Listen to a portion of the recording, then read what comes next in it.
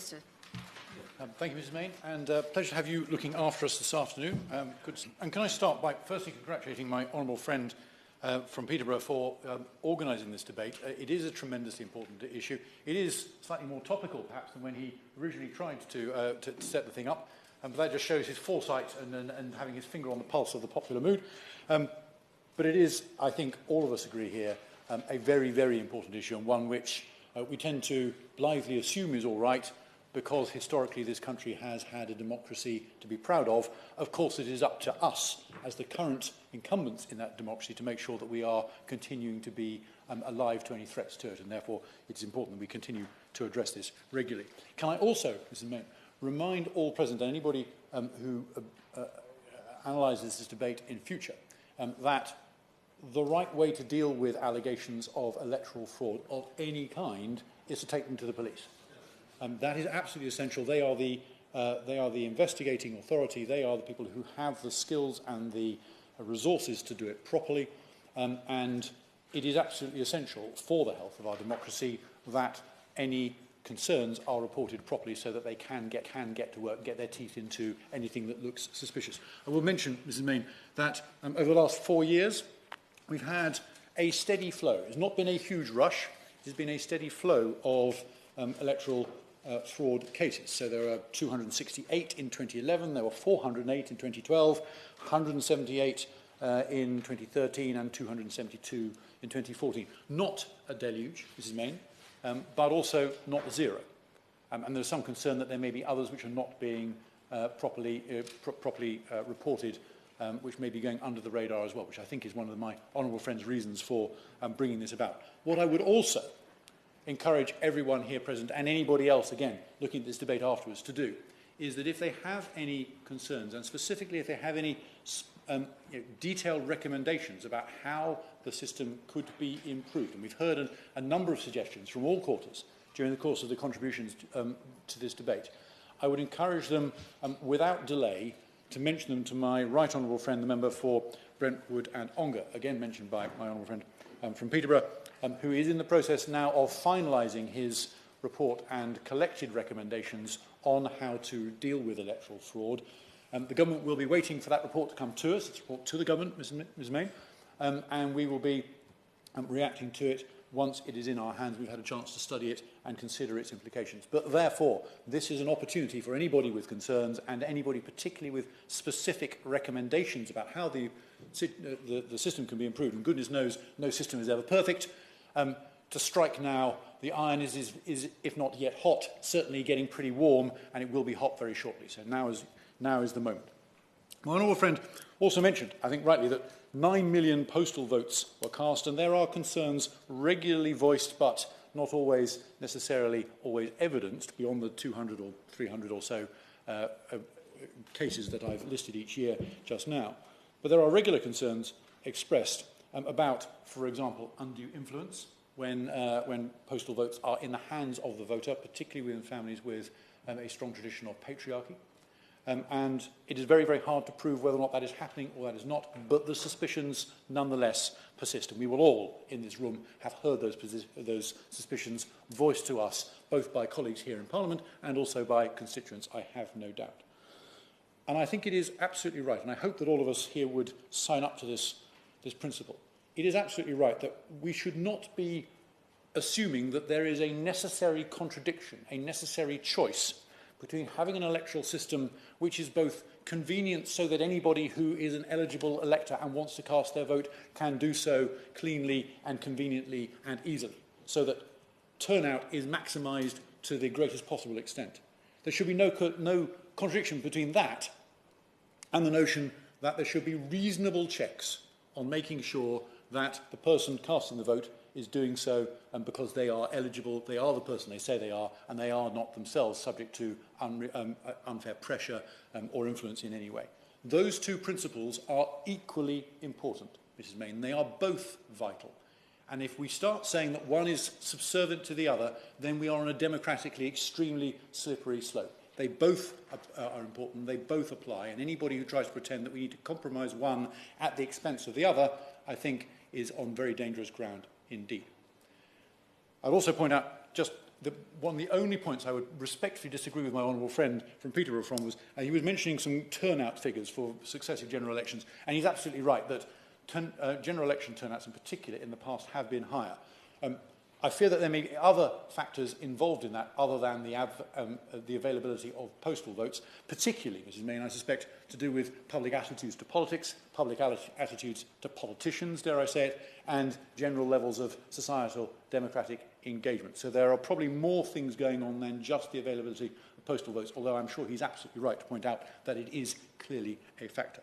My honourable friend from Woking also mentioned some concerns about voting in person and personation, and whether or not there should be polling station checks. Again, that is something which will be covered by my right honourable friend from Brentwood and Ongar. But I was, Mrs. Main, just struck, and I will mention this in passing, I was struck by some recent photos which appeared in the press of President Obama turning up to cast his vote in the American presidential elections. No prizes for guessing who he was voting for, I presume. But he had to sign for his ballot paper when he got there. A different system from the one which has been pointed out and referenced by the honourable gentleman from Strangford, which applies in Northern Ireland, but nonetheless there are models elsewhere in the world that we could look at, but also always with an eye to the fact that we don't want to discourage people who are legitimate voters from turning out to vote. Very briefly, and then I think the Minister makes a very, very good point there. That would be another way of doing it. Of course, we sign for our postal votes, and that is checked. And it's 9 million votes. You know, it's 15–20% of the electorate now choose to vote by post. So if you're checking for that 20%, why couldn't you check the signature and the validity of the ballot at the polling station as well? Minister. I think we should take that as a further submission to my right honourable friend from Brentwood and Ongar's proposals. Very briefly, then I really must try and finish, otherwise I shall not leave. Thank you for that. The member for Peterborough has quite rightly outlined examples of voter fraud, which, if true, should absolutely be addressed with the full force of the law. However, would he agree with me that any future electoral law should have the right mix of both safeguards, but at the same time encourages voter participation? And would he agree with me to look into, or would he please look into, the possibility of credit reference agencies providing extra data to boost voter registration? Well, Ms. Main, I think the honourable gentleman mentioned this to me in oral questions earlier on today, and I would encourage him now to provide me with further details of his proposal. Yes, very interested in looking into that. It's potentially useful. There are many other sources of data which can be used to verify registrations as well, and we want to look at all of those if we can. In the modern digital world, it certainly seems a sensible avenue to explore. I think, though, that at the root of this debate, we have a contradiction. We have modest levels of electoral fraud cases. I've already given everybody the figures for the last 3 or 4 years. But we can all see that, in principle, our processes and our controls are pretty light touch. We can all think of theoretical ways that you might be able to indulge in electoral fraud were you so minded. And so there is always, in all of our minds, going to be a nagging concern that even though there may not be that many electoral fraud cases, could there be a cohort of people who are taking advantage of this relatively trust-based system which we are not aware of? That is the concern behind, I think, both this debate and the ongoing public debate as well. And to summarise it in a sentence, absence of evidence is not necessarily evidence of absence, and that is our concern. And so therefore, Mrs. Main, I want to reassure everybody there is absolutely no complacency in the government on this issue. It is tremendously important. I think a number of people have mentioned during the course of today's debate that there is some self-policing because political rivals will naturally keep an eye on each other. That's good, but we've also heard of examples here in loopholes or potential flaws in the process which would allow some things to go unremarked, even where there is a strong political culture of rivalry as well. And therefore, the precautionary principle clearly is something which we should consider applying here, providing we can do so with a satisfactory light touch. What have we done so far? Well, there's been introduction of individual electoral registration. ID is therefore verified. It makes inventing people a great deal harder. It makes family influence and patriarchy less important. We've also made postal votes a great deal more controlled. You now have to put a signature on a postal vote, and every single signature is matched up when that postal vote is opened. There was an initial problem, which the honourable gentleman from Edinburgh East mentioned back in Scotland, but I think that that is now running much more smoothly. And there is much greater security around polling stations too. Essential, particularly when you read some of the judgments about what was happening in Tower Hamlets. And finally, Mrs. Mayne, I would also just back up the point made by a number of different colleagues here today about voter education. One of the most fundamental ways of guarding against undue influence, but whether it's spiritual, familial, or any other way, is to educate people from the earliest moment that their vote is genuinely secret and that they are absolutely entitled to tell anybody, whether they are a family member, religious leader, or politician, to go and take a hike if they want to find out how they voted or to try and influence the way they are planning to vote. And that is an attitude of robust independence, which I think we need to inculcate in all our young people and, if necessary, all adults as well. With that, Mrs. Mayne, I shall sit down to let my colleague from Peterborough have a final word, but just to reiterate, if anybody wants to make any further comments to my right honourable friend from Brentwood and Ongar, his door is open. Mr. Stewart-Jackson to wind up.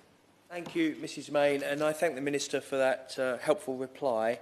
I support the direction of travel. I do think the Cabinet Office and the Electoral Commission are going in the right direction, but I don't think light touch will do any more, and we do need more academic research, we do need more legal sanctions, and we particularly need a proper response to the report from the Electoral Commission last year. May I say just two extra things? We maybe need to think about disaggregating ward results in a general election, because that is how, for instance, in the United States, you can see obvious examples of electoral fraud. We've never done that in this country. There's never been a reason why we don't do that, because we obviously have ward results at the local level in local elections.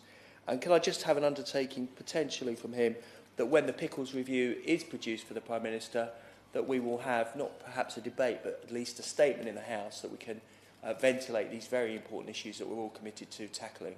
And with that, Mrs. Mayne, I appreciate the opportunity to bring forward these vital issues. Order, order. The sitting stands. The question is the House consider the electoral integrity and absent votes. As many as have been say aye. Aye. For the contrary, no. The ayes have it. The ayes have it. The sitting stands adjourned.